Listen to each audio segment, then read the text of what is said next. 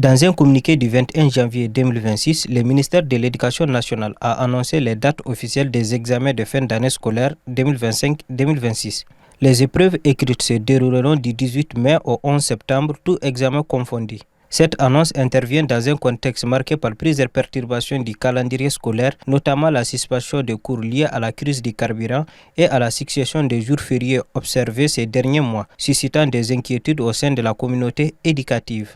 Compte tenu des perturbations que nous avons connues cette année, le mieux serait de reculer un peu les dates des examens.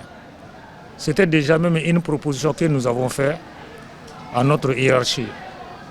Mais malheureusement, on n'a pas pris ça en compte. C'est quand même possible de faire les examens, mais est-ce qu'on va faire terminer le programme? Je dirais non.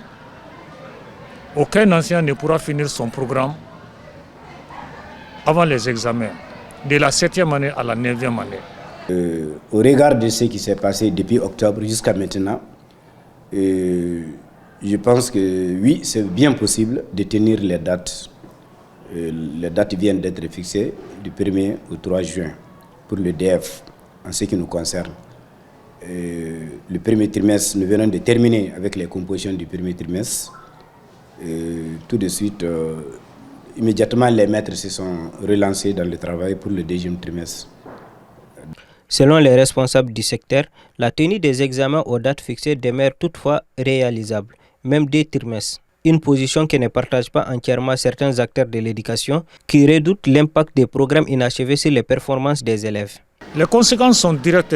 Les enfants qui vont passer vont être des enfants qui n'ont pas acquis totalement la connaissance antérieure pour la classe supérieure. Et cela va jouer sur leur niveau au cas où ils vont passer en classe supérieure.